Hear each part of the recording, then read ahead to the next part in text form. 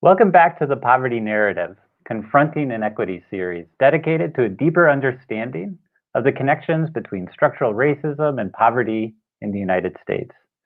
This is our fourth and final session of the day, Confronting Inequity in Public Health. If you've missed any of the earlier sessions, videos and additional materials will be available at poverty.umich.edu. I'm Luke Schaefer, Director of Poverty Solutions at U of M. I'm so appreciative to all of you for spending the time with us today. I'm the Herman and Amalia Cohn Professor of Social Policy and Associate Dean for Research at the Gerald R. Ford School of Public Policy. In our final session today, we'll be talking about inequity in public health, a topic that has come to the forefront of our attention during the COVID-19 pandemic. We know COVID-19 is infecting and killing a disproportionately large number of Black and Brown people in America. And this highlights underlying disparities in chronic health conditions and access to healthcare. Here in Michigan, we've also seen some effective strategies for slowing the spread of COVID-19, particularly among the Black community. We've got just a totally outstanding panel for you today that I'm just incredibly excited to be acting as a moderator for. First is my new colleague at U of M, Celeste Watkins-Hayes, the Jean E. Fairfax Collegiate Professor of Public Policy, University Diversity and Social Transformation Professor, and Professor of Sociology at U of M. Her research on the HIV safety net offers lessons for understanding how we achieve racial equity in the rollout of the COVID-19 vaccine. Deborah Furr-Holden is an epidemiologist and the Associate Dean for Public Health Integration, C.S. Mott Endowed Professor of Public Health, and the Director of the Division of Public Health at the Michigan State University College of Human Medicine. She's also the Director of the Flint Center for Health Equity Solutions and a member of the State of Michigan's Coronavirus Task Force on Racial Disparities. She assures me that the jacket that she's wearing is actually green, although to all of us, especially in Ann Arbor, it definitely looks blue. Kat Stafford is an award-winning national investigative writer focused on race and inequity at the Associated Press. She investigates how structural racism has fueled inequity in America through the lens of politics, government, health, environmental justice, and more. Before we dig into the conversation, I want to remind our viewers that we want to hear from you. You can submit your questions in the comment box to the right on YouTube or on Twitter using the hashtag #PovertyNarrative. We look forward to having a meaningful discussion, and we'll try to get to as many questions as possible. We welcome an open and respectful dialogue. We want to let folks know that we'll be responsive to any inappropriate content. In addition to hearing from our great panelist lineup, one of our goals with this series is to continue to build a network of academics, researchers, practitioners, and journalists.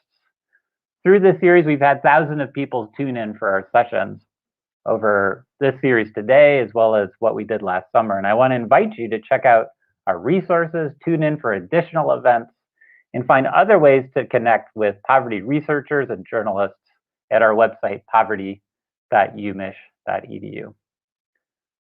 So before we begin, let me just thank Professor Watkins-Hayes, Professor Furr-Holden, and Ms. Stafford for joining me today. I'm going to open up the floor to our three panelists, starting with Kat, just to introduce their work and the things that are on their mind, both in terms of the long-term questions of racism in public health, and especially the implications for their work during the COVID pandemic era. Kat, I'm going to start with you. Luke, thank you so much for just that wonderful introduction. So my opening remarks will really center on the fact that I've been at AP officially for a year now, but when I was actually hired to cover the intersection of race and politics. But I will never forget that I was actually sent to Texas to cover Super Tuesday. And I was on the airplane. It was literally about a year ago. And there was a couple in front of me. They had masks on. They had Lysol wipes. They were vigorously wiping off their seats. And the guy that I was sitting next to, he turned to me and kind of laughed and said, "That's just ridiculous. It's not here." And, little did I know, less than a week later, when I got home, we had Michigan, enter one of the first phases of its shutdown. And after that, my life has been completely altered, like all of us on this program right now. And so I've really spent the past year digging deep into the pandemic, but specifically the racial inequities that have emerged. A lot of people that I was talking to on the ground, especially here in Michigan, were really concerned about what they were seeing in Detroit. And so we started to dig, and we were able to write a really robust story that laid out how across the nation, Black Americans were dying at a very disparate rate compared to white Americans, as well as Latino Americans. And I feel that right now we have to continue to cover these stories. We have to continue to amplify the voices and perspectives of people that have been impacted by this. But more than that, for all of the journalists that are listening, I just want to encourage everyone to really think about digging deeper and having that context that lays out why Black Americans were more likely to be impacted by the pandemic. Of course, I'm not a doctor, but one of the things that I did hear from a lot of medical professionals is you can't deny the fact that structural racism played a prominent role in this.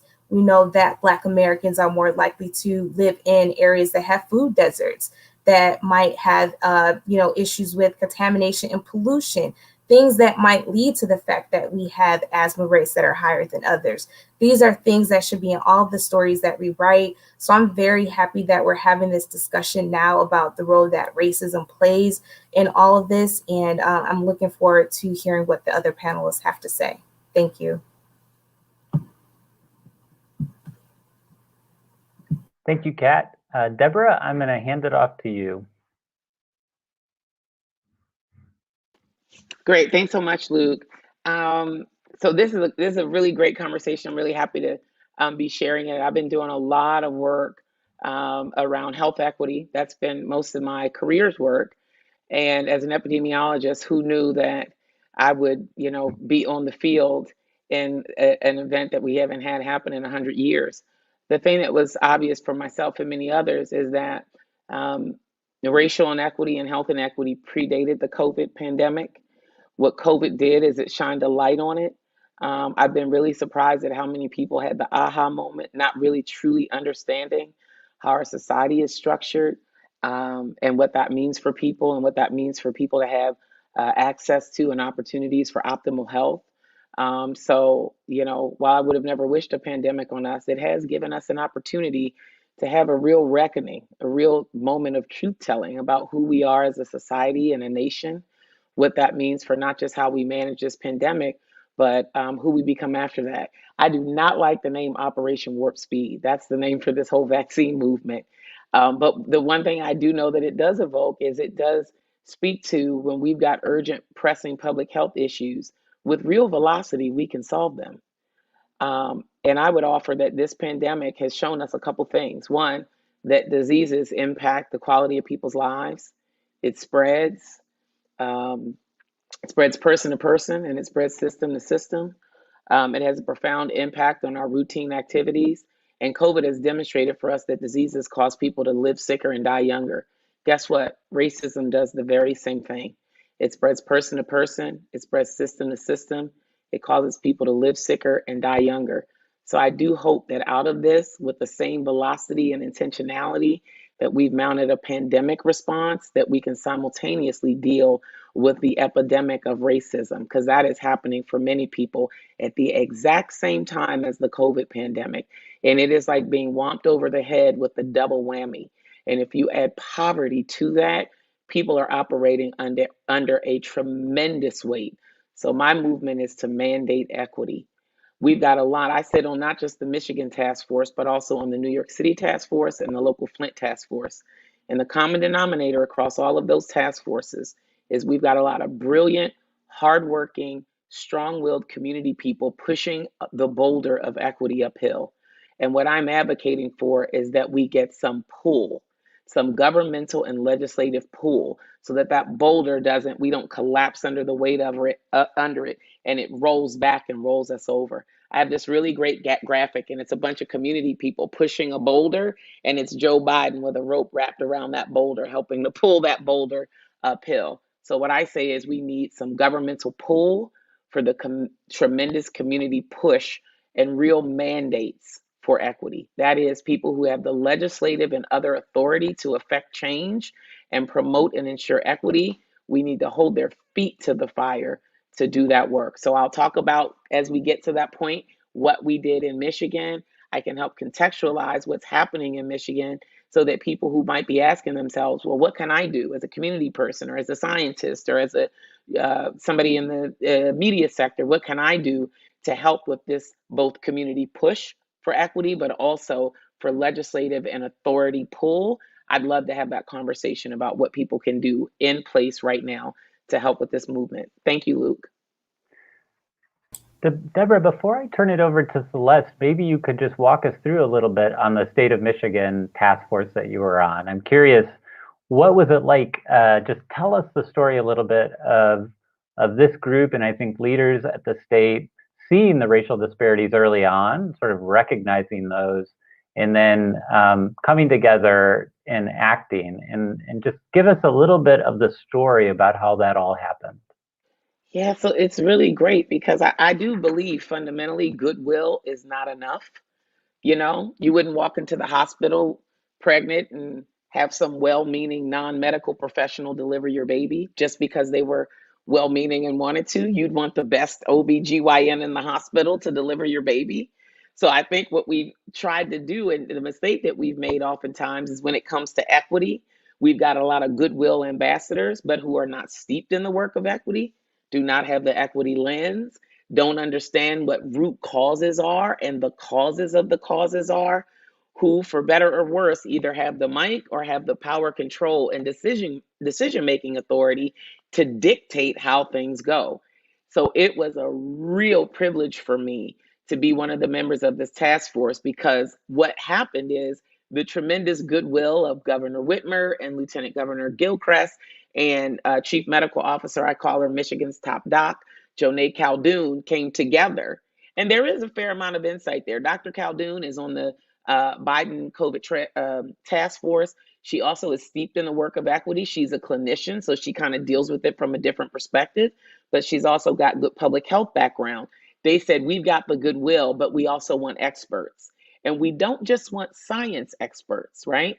Because that's the other thing. You don't want a bunch of nerds who are disconnected from the lived experience having science alone drive what happens. So this task force to me was transformational because it had goodwill and authority of legislative officials. It had tremendous scientific and evidence-based expertise. People like myself, there's colleagues on there also from University of Michigan. The dean of our College of Nursing at University of Michigan is there. The director of the Michigan Public Health Institute, who's an expert, Renee Kennedy, in public health practice. But then you also had people who were very grassroots, but well-informed in the lived experience and the narrative, wants, needs, and experiences of people in community, representing different affinity groups, whether it be people with disabilities, LGBTQIA plus community, whether it be people with language proficiency issues, citizens. We have a bunch of citizens and residents. We have residents in our community who don't have all the proper work in place. And so we don't treat them the same. And when we do try to treat them the same, we've got other systems that make it unsafe for them to even show up in systems of care or formal systems. So bringing all of these people together, we were able to all lay our expertise out on the table and collectively come up with solutions that were science and evidence informed, but also informed by the real practical practice lived experience of people most connected to the problem. So unlike the main narrative at the time, which pointed to pre-existing health conditions or other factors accounting for the tremendous racial disparity that we saw in COVID cases and deaths, we had people who were saying things like, I've got people in my community who are just more exposed because they're being forced to work. We issued a shelter in place order, and we did things like issued a stay of evictions. But a stay of eviction didn't mean that the money wouldn't eventually come due. It meant it's not due right now. So there were a lot of people who would have loved to shelter in place, but didn't have the type of job that allowed them to just, convert over to Zoom like many of us were able to do. So we realize occupational exposure is giving way to excess exposure to the virus for many people who are living in poverty. And I want to be clear, not all Black and brown people are living in poverty, but because of the historic, chronic, enduring impacts of racism and segregation and other systems that are working exactly the way they were designed to, you will find underrepresented minorities overrepresented in economically distressed communities and in economically distressed categories. So we had to develop solutions that I say match the level of the problems. And what was so magical about it for me is that it was informed by a variety of experts, but was also science and evidence-based driven. And I'm convinced that that was the secret sauce for us being able to turn the tides. And to this day, we are the only state that I know of that closed the African American white gap in COVID cases and deaths. And we did that by September. So can you say a little bit more about the success? Just you say closing the racial gap in COVID deaths and cases is incredible, right? Yeah, it was like an incredible accomplishment. And I will give one caveat right at the end. So I'm specifically talking about, and I'll call it the white-black gap. And unfortunately, white and black is such a stark contrast, right? You think of it as different sides of the coin or different sides of the hand. We did close that gap. At the beginning of the pandemic, if you look at our numbers back in March and April, African Americans are a little over 14% of the Michigan population. We were 41% of COVID cases and I'm sorry, 32% of COVID cases and 41% of COVID deaths. Right. By September, still a little over 14% of the populations, but now 12% of cases and 9% of deaths. So the work that we did in mounting these structural level interventions and that dealt with not just people, but systems and structures and institutions allowed us to close that gap because all of a sudden we had fair play and fair opportunity for people to do what they needed to do to protect and preserve their health, the health of their families, and the health of their communities. Where we still have a gap is in our Hispanic population. That population has a completely different set of needs that we did not fully address. And why? That wasn't the big glaring disparity that we had at the forefront of our work. But this is the whole point about data. And it's one of the reasons I love being an epidemiologist. I don't want to hear your anecdotes are important, and hearing the lived experience and what people are actually going through is important. But we've got to be able to put those things together and have the data systems. Health data disparities are huge. Having incomplete data or having worse data from people from underserved populations is an unacceptable can for us to keep kicking down the road. We owe it to people to collect data and use data in ways that help us identify what the problems are, but also help us to evaluate progress, right? Because the science of implementation also involves de-implementation. So if things aren't working, we want to know that and redirect all that time, talent, treasure, and resources to other potential new strategies that might work. And so we are closing that Hispanic gap in COVID cases and deaths, but we have to deal with many, many more systemic issues, including it's very hard to encourage people to show up for testing when you've got agents a mile away from community testing sites who are using that as an opportunity. The same information that we get out to the community to get them to come to resources are also going to governmental agencies who are there with a completely different intention, that is to do harm to people and not to support their health and well-being. So we've got some different issues, many of which go beyond just the control of a governor or an elected official and really might require some federal intervention. Again, underscoring the need for legislative pull for all of this community push. Celeste, so when I think about your work, of course, I think about your, among many things, your award-winning book, Remaking a Life, How Women Living with HIV/AIDS Confront Inequality. Stacey Abrams has said that your work urges leaders to deliver bold policy solutions to address the complicated intersection of healthcare, social support, economic assistance, and civic engagement. So thinking about what you've learned in your work on the HIV safety net over the long term, maybe you can tell us about that work and the lessons that it gives us for the present era. Absolutely. Thanks so much, Luke, first of all, for having me on the panel and for the warm introduction and for teeing up such a really fascinating conversation. I'm just learning so much from my co-panelists. It's a really important discussion. So how I come into this work is the following. I am a sociologist who also studies African-American studies and policy issues. And the book Remaking a Life is based on more than a decade of research on the HIV epidemic, interviewing women living with HIV. My work there was focused on the city of Chicago and women living there, talking to women of diverse racial and economic backgrounds about their experiences living with HIV, how they navigated the healthcare system, and how HIV was operating in their lives as what I call an injury of inequality. Illness that, while could affect any of us, disproportionately affects people who are socially marginalized because of the ways in which racism and sexism and poverty operate in ways that compromise our ability to protect ourselves from harm and illness. So I worked with women for over a decade, and then what became really important to understand was the following. Women talked about the movement of HIV from a death sentence to a manageable chronic illness. And when we tell that story, we often talk about the science involved. We talk about particularly the pharmaceutical science. We talk about the advent of highly active antiretroviral therapy. We talk about the medications that can render people at places where they have undetectable viral loads, and we celebrate those really important victories. But the other really important story in terms of the transformation of the HIV epidemic that women talked about was the grassroots organizing within the HIV community that led to the building of a national HIV safety net. And by that, I mean an amalgamation of people and programs and policies, exactly what you have heard from the other panelists highlighting, in order to move the needle on, yes, an illness, but also the disparities that underlie that illness. So part of what we have learned from the HIV epidemic is the following.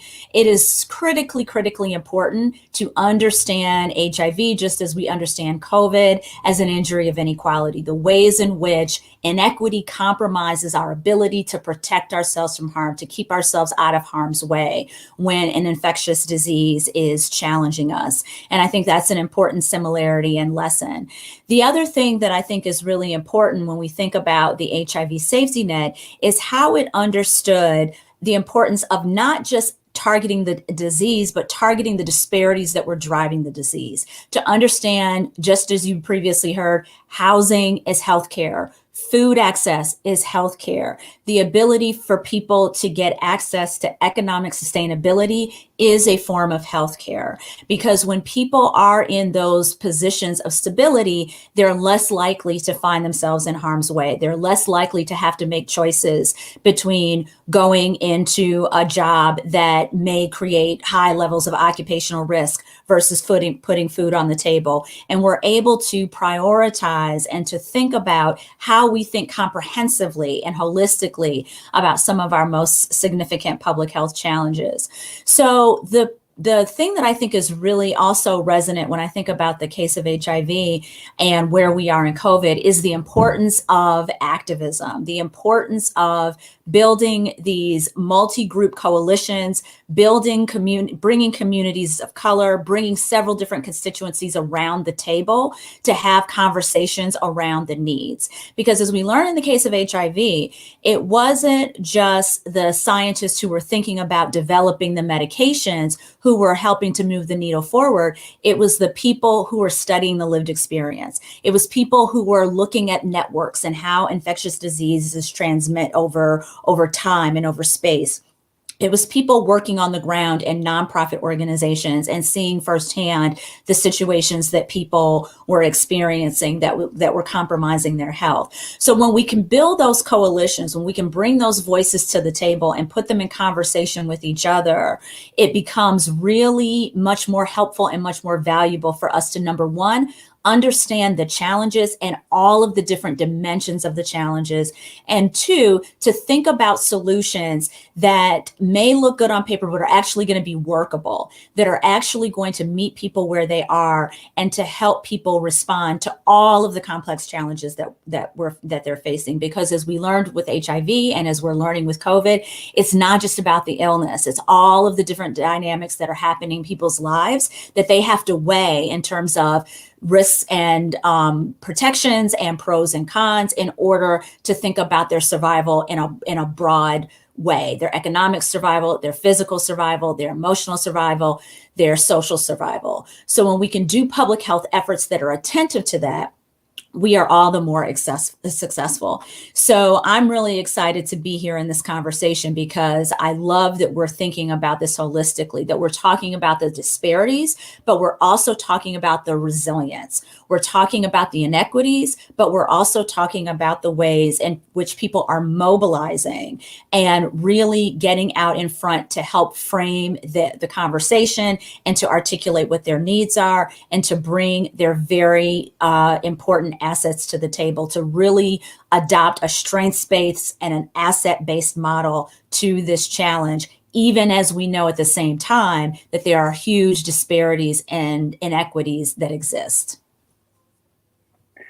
I wonder, Celeste, so as you were talking, as I've learned about your work, I've been thinking about this integration in the HIV safety net of not just healthcare, but also public health and income, right? And social support, income support and social support.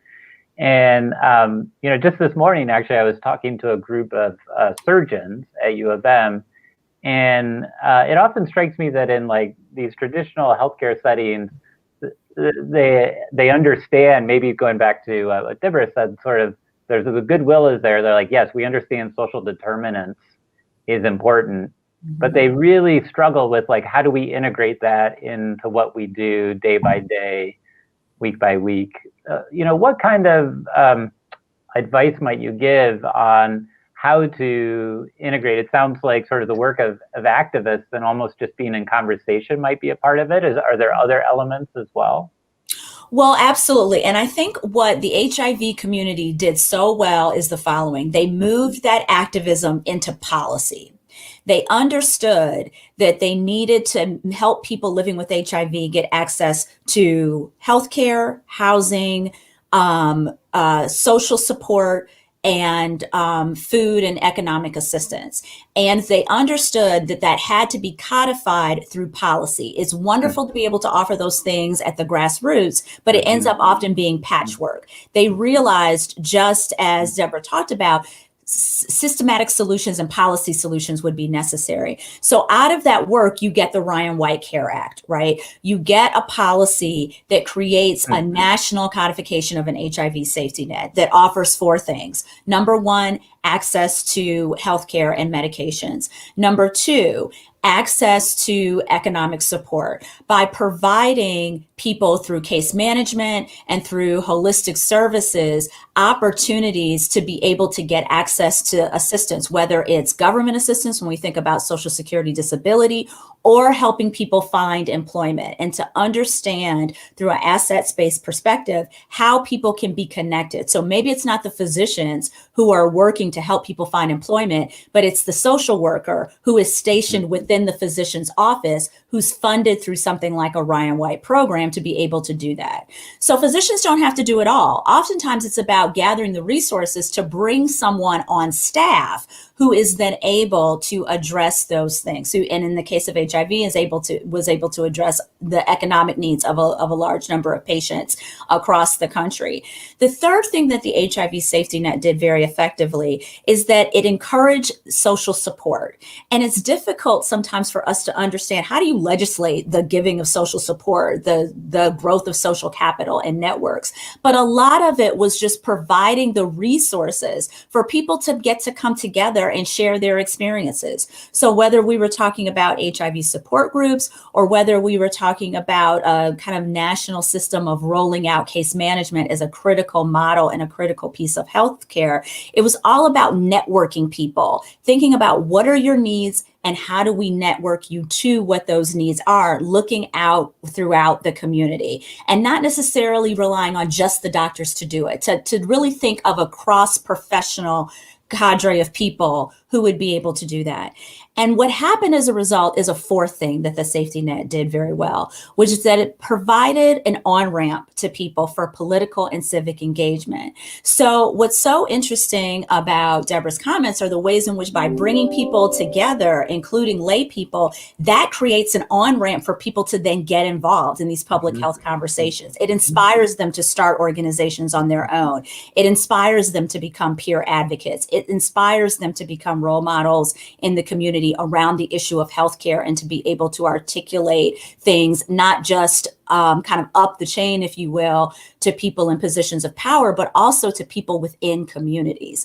So the HIV community very well understood that part of the public health effort is to help people become advocates within their communities and to be able to articulate a whole host of needs to people in positions of power, but also to people within their communities. So I think that that model is really powerful because that kind of holistic approach is exactly what we're starting to recognize is helpful in the case of COVID. And I'll give you an example. When we think about vaccines, a lot of the focus was on, rightly so, vaccine hesitancy. The concern that people were going to have a high level of anxiety about taking the vaccine, especially within Black and Brown communities, given the history of medical mistrust. So rightly placed vaccine hesitancy. But we didn't necessarily account for the other piece of it, which was vaccine access. So here what we're seeing is a lot of people reporting that they want to get access to the vaccine. They're ready to do it. And now they're struggling with the access question. So what made the difference? What shifted the needle? Part of it was the way in which healthcare professionals, particularly healthcare professionals of color, have been out on the front lines, very visible. You see them getting their vaccines on social media. They're posting about it. I'm thinking about Dr. Lisa Fitzpatrick in Washington, D.C., who participated who was a participant in the COVID-19 vaccine trials and recorded her experiences being in the clinical trials on Facebook and answered questions and spoke to people about her experiences. I'm thinking about the ways in which Dr. Oni and Uche Blackstock in New York City are working to expand access and doing it in highly visible ways on social media. So really what I think they're borrowing from the HIV world, because they are HIV physicians, are the ways in which that style of on-the-ground advocacy is really, really important. And then they're also turning and having the conversation at the policy level in terms of how do we systematically roll these strategies out that we know are working. Thank you. Kat, I want to come back to you. And one thing in the summer when we were talking with reporters, and we were talking about the importance in stories, news stories, to sort of address these structural issues, right? Or the structural reasons why things are the way they are. And you spoke yourself about as COVID emerged and we started to see massive racial disparities in who is affected, understanding those sort of overlaid structural reasons for that. But reporters have said sometimes they would love guidance on how to do that, right? Sometimes with stories, the editors might narrow you down, right? Or people like to write stories about people. So what advice could you give? And I wonder, maybe you could tell your own story of a piece that you've worked on, or some of your strategies for trying to get, sometimes it's deep history, right, of why neighborhoods are segregated. And sometimes it has to do with, long-term trends. How do we get some of that into the stories that we write? Well, one of the major things is to evaluate who are the voices that are being elevated in these stories. So, like I said, when these disparities started to emerge, one of the things that I really tried to pay attention to were who are the medical professionals that we were quoting, right? And I felt like for those stories, we really needed to emphasize the perspectives, the experiences, and the wisdom that came from doctors of color, right? Because they oftentimes are the ones that have been on the ground in these communities for decades doing this work around equity before it even became a buzzword, right? They have been centering themselves. And so a lot of the stories that I wrote had them talking about what were they seeing on the ground in Brooklyn. Celeste mentioned Dr. Uche Blackstock. She's been one of my key sources in terms of just really laying out what led us to this point. This just didn't come out of anywhere. So for journalists, I would say, think about the sources that you have. Go beyond the people that are typically given a chance to speak about medical issues in stories, and go find some of these doctors that, again, are really working in clinics, health clinics that are servicing especially marginalized and disadvantaged communities. Those folks have great perspectives to make sense of this.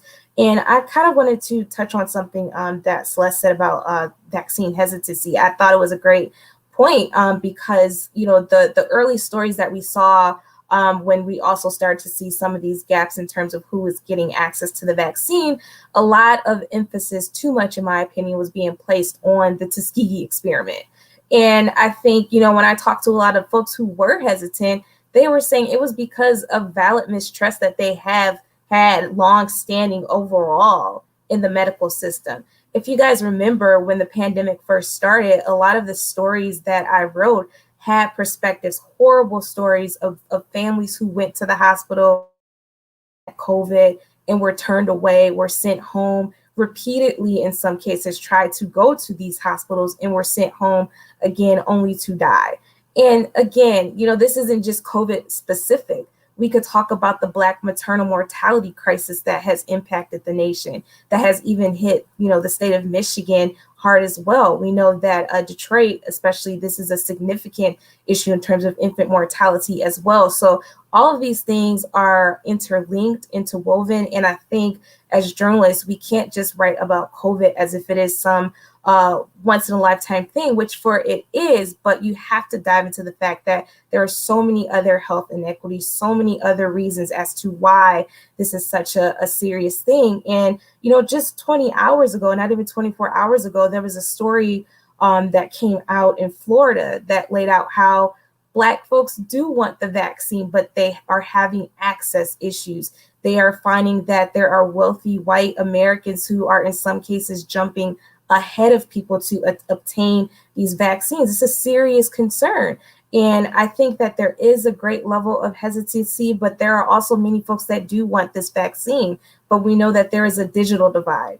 We know that for a lot of our senior citizens that I've spoken with, they absolutely want to get a vaccine, but some of these places in different states across the country, they have to go online to set up these appointments. So for some folks, it's cumbersome. They might not have the internet access that we have. And there's also a language barrier issue. So I think that one of the things that I've talked to a lot about medical professionals, they're really taking this in their own hands to reach out to their patients, to walk them through these processes so they could access the vaccine. So I just think that we really have to center those perspectives to make sure that we are really telling the full story of what's happening on the ground and really contextualize how we can not just shed light on the issue, but to the point that both Deborah and Celeste made, how do you actually create solutions so that down the road we can really address this in a meaningful way?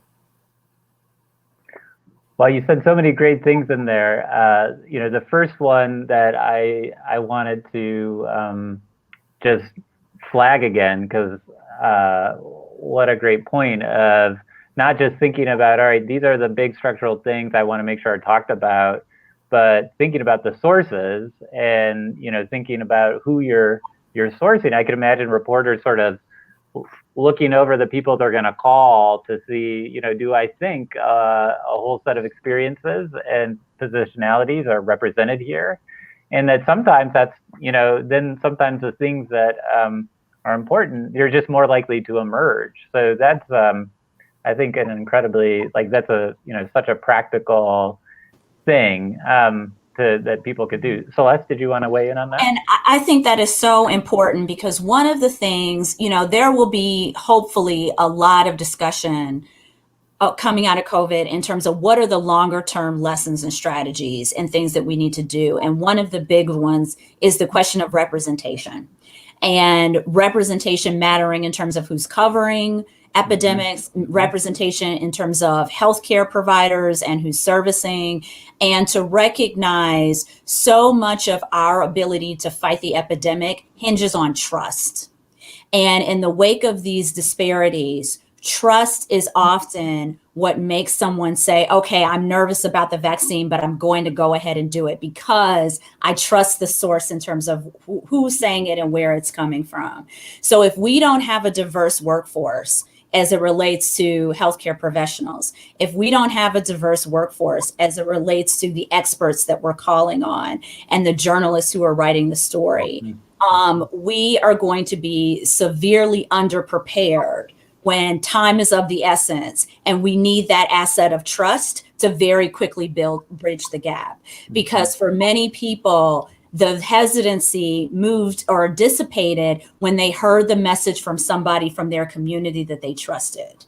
And what COVID taught us is we need those bridges to already be in place. We need that representation. And of course, people of different racial and ethnic backgrounds can work with different patients and communities, but it's nevertheless important to have those diversity of perspectives at the table so that when people look out and decide, am I going to take that vaccine? Am I going to take that COVID test? I'm going into the hospital and I'm scared and I need to advocate on my behalf, just like Kat is saying, because they're saying something that I don't feel comfortable with and I don't think is right for me and my body. As people look around and see who can I talk to and who can I trust, that matters for people. That matters for people. So I think this is a bigger question about who's in positions of power and what that means as we fight epidemics. And if I could just add one thing, one of the things that I'm honestly concerned about is that once we start to see COVID-19 eventually farther down the road dissipate at some point, right? I'm concerned that we will see less of a spotlight being shined on the fact that these racial disparities still exist in very different facets of public health. I mentioned lead poisoning. While I was in the midst of covering COVID, I actually published a major investigation project that really dived deep into how lead poisoning is still such a serious issue in the city of Detroit. When you think of lead, everyone automatically thinks about Flint, right? And of course they do. But in Detroit, at the time when I reported it, Detroit was home to about 9 out of the top 11 zip codes in terms of the highest lead poisoning rates. So these are long-standing systemic issues, structural issues that are impacting our children now, and that will continue to impact our children down the road as they grow up and get older. So I guess I just want to issue to my fellow journalists again this urge to continue to covering these topics beyond COVID, learn more about how these racial disparities are manifesting into different forms, whether it's asthma, cancer, high cholesterol, all of these different topics, and HIV, to Celeste's point, that was something that I wrote about when I was still at the Detroit Free Press. It's still a major issue, especially in the city of Detroit among certain populations. We have to continue shining the light on these stories and also amplifying the solutions that can be done to address it. I want to pick up that point on amplifying how much more work there is to do and the solutions that might help get us there. And Deborah, I'm going to turn to you. And I should say, to all of you, feel free to do what I do when somebody, asks questions, to answer my question or, answer the question you wanted me to ask. So don't feel too confined. But, I'm just struck by many times the enormity of the challenges that we have. and people might want to give up, but also wanting to, be able to sort of shine a light on solutions. And I can think of ways that all three of you in your work have you've tried to sort of ride the, do both in your work. So I'm wondering if you could talk a little bit about that. How do you think about, Deborah, sort of the importance of doing the work of sort of documenting what is actually happening, and how do we combine that or also make sure we're doing the work of sort of pointing the way forward? Great. So I'm a data person, so I think the data tell us something. But what I always tell my students and other people that I interact with is data does not drive policy. It doesn't. Politicians drive policy. And if you're lucky, you can use your data to influence a politician or a policymaker to implement some policy. I've got a whole, 20 plus year career of research and findings that if I could just somehow, go back to that Schoolhouse Rock video, how, the bill sitting on Capitol Hill, how a law becomes a bill. If I could just take my research and take it to the steps of Capitol Hill and it could be translated into a law or a bill, I would love that. But that's just unfortunately not how things work. And the thing that really struck me as Dr. Watkins Hayes was talking is here we learned all of this valuable, credible, evidence-informed solutions to how to combat a pandemic, because HIV was also a pandemic. It was an epidemic on a global scale. We learned all of these things around global equity, around national equity. And again, it's not just race-based. We're talking about racial equity right now. But I always say racism is original sin in America. It's original sin. It was our sort of first big sin. We disparaged Native American population. Then we, went from indentured servants, and then we, truly marginalized people of African heritage and all that. So it's original sin. But racial inequity is not the only inequity that we deal with. And we saw with HIV, a disease that primarily affected sexual and gender minorities and injection drug users and other marginalized or sort of throwaway populations, not because I believe they should be thrown away, but because the very nature of our system is we have a hierarchy on the value of human life. There's a pecking order in our society, and minorities and sexual minorities and racial minorities and poor people and rural people and poor people are just lower on that totem pole of priority. But it's not like we don't know. The examples that she's citing and what we did to turn the tides on HIV, those exact models work, whether we be talking about opioids or COVID or food insecurity or, premature morbidity or it applies for everything. So there's a part of me that says, yes, it's important for us to document.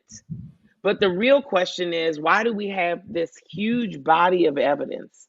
And people like myself and people like Dr. Watkins and people, great journalists like Kat, who are doing the work and trying to do credible dissemination, yet there doesn't, in my opinion, seem to be true goodwill from the people who hold the purse, from the people who hold the legislative pen, from the people who are really in power.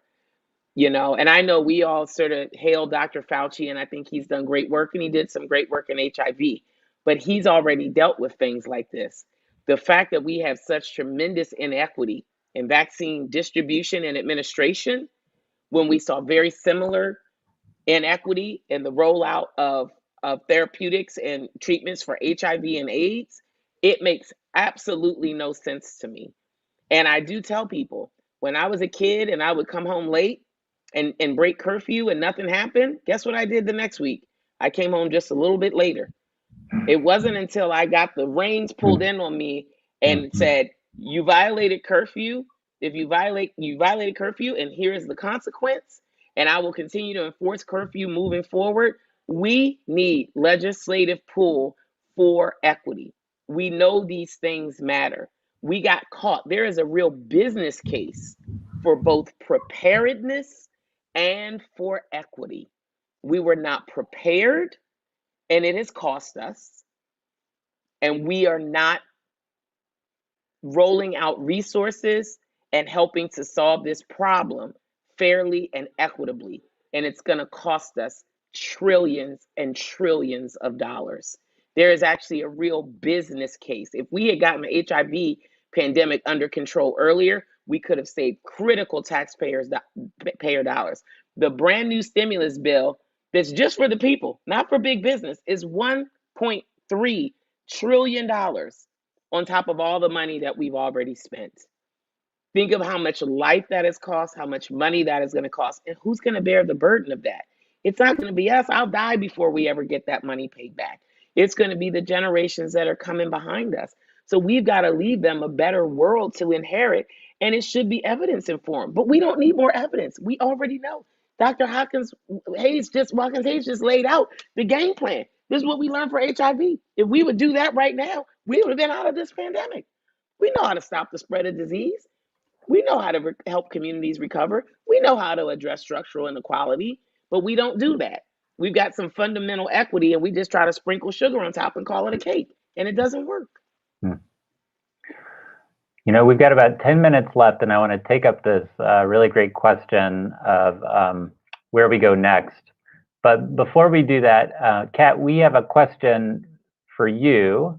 What can public health academics and nonprofit professionals do to get their research and results out to the press and seen more widely? And maybe you could talk about like when, you know, wonky academics like us do that well, like how is that helpful for you? And maybe, you know, maybe if you have a great example of when it really was done ineffectively, you know, without naming any names, we'd be interested in that. But any advice for, you know, us researchers who want to be able to better connect with the press?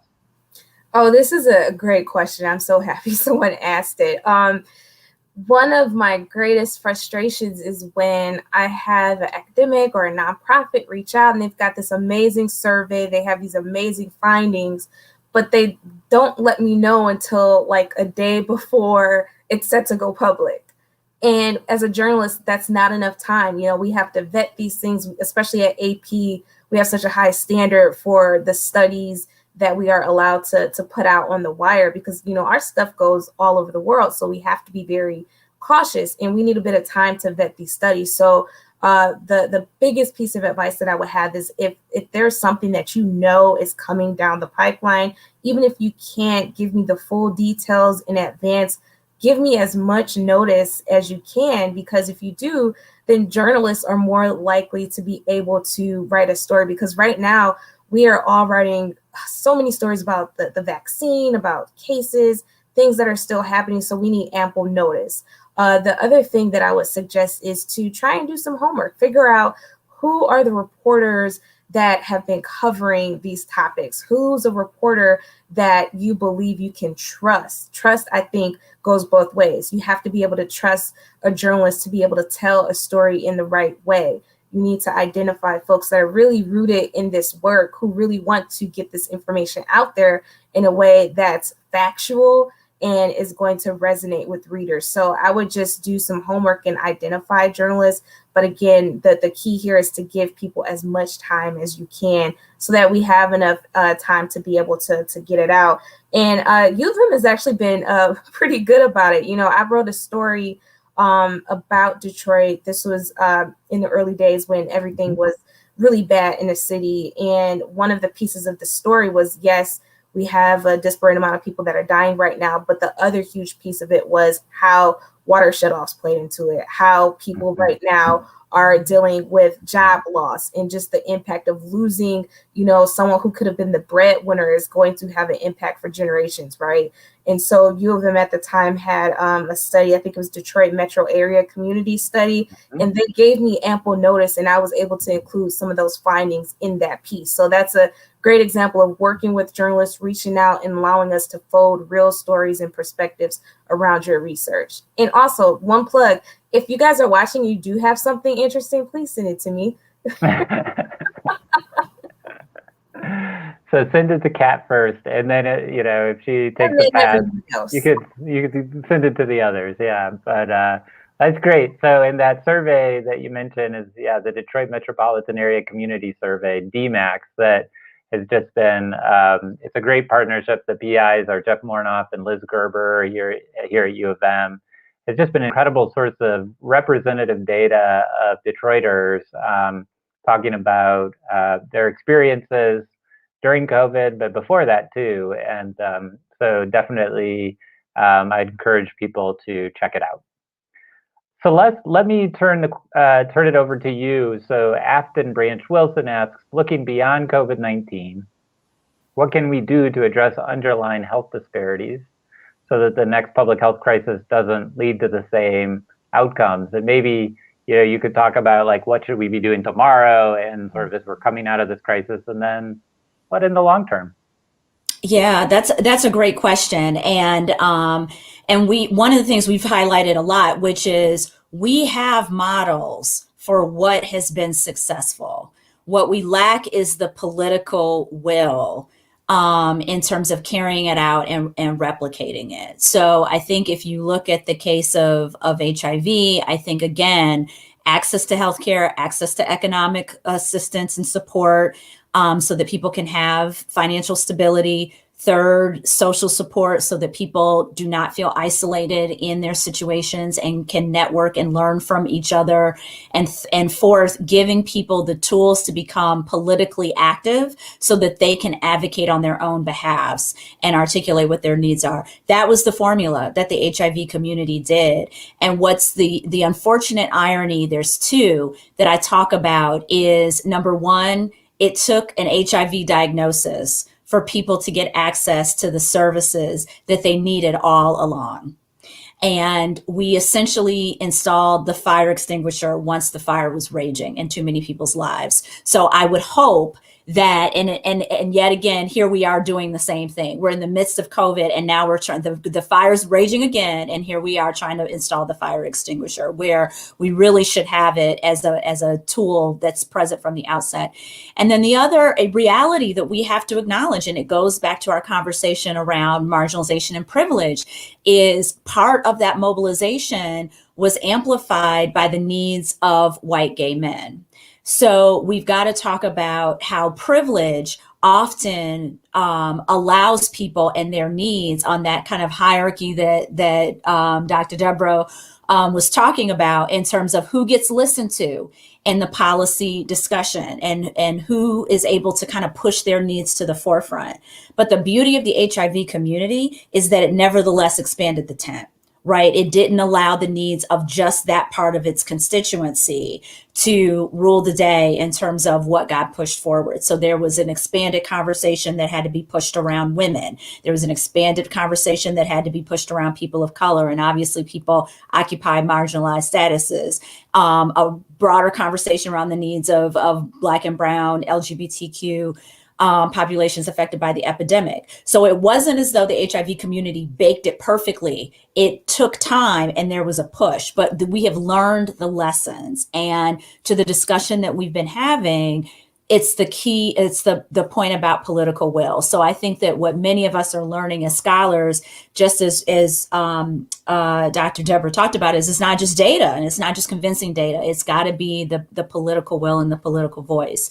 The other thing that I am hopeful about is the next generation of students who are coming up in this moment.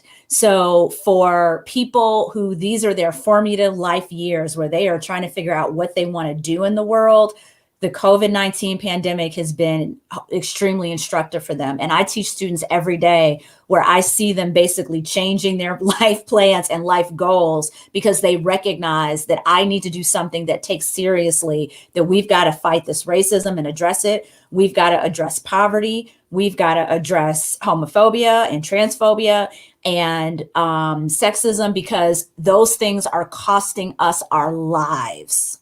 They're costing us our lives. It's not just about the experiences of those people over there and wanting to help them. It is about a broader set of implications for all of us in the ways in which those things are killing us. Mm-hmm. Deborah, in our last few minutes, and then I'm going to give a minute to Kat too. You're doing some, I think, really exciting work in terms of confronting racism communities and rolling out some ideas there. Maybe you could tell us a little bit. Yeah, sure. And I just want to pick up on the last thing. One of the things that Dr. Watkins said when she talked about political will And I always say, if there is goodwill, there's a legislative way. There is. So I want people to remember that. You shouldn't vote for people or judge people based on what they say. You have to cast that voice and use that power based on what people Their do. actions. So if in fact there is goodwill, there is a legislative way. I go back and hearken to the example of seatbelts. When our legislators, and we had a whole lot of evidence that told us that seatbelts save lives, and seatbelts have saved more lives than most public health interventions. But at the time when it was enacted, it didn't make good sense. Why? Because most cars didn't have seatbelts. You know, people, when I was a baby, you could bring your kid home from the hospital holding them, and you would get in the car with your baby in your arms. They won't even let you leave the hospital now if the baby is not in a car seat, right? So the thought that car manufacturers would have to redo cars and all new cars would have to be built this way, it seemed like all of these impossible barriers. But once we got the political will and said, okay, the science community, public health, they're putting so much pressure on us. We got to require seatbelts. People got to wear seatbelts. They didn't worry about all those other things. But guess what? People figured it out. And now my children can't imagine riding in a car that doesn't have working seatbelts and all seats in the car, front and back, and all of that. Right? So we have these things because we know they save lives, but I just don't feel like we have done an authentic and honest reckoning with the real toll that racism and classism plays on our society and on the lives of individuals. How it truly sucks up human potential, how it causes people to literally live a lower quality of life and to live a shorter life, and what that means for communities that we say we care about, but oftentimes have people taken way too soon from them. You know, and now we're prioritizing people for COVID vaccination who are 65 and over. And I'm trying to explain to people what a privilege it is to not only live to be 65 and older, but let alone to live in a community where there's a high percentage of people who are 65 and over. Those methods have privilege baked into them. And privilege is a really tricky thing because people don't see it that way.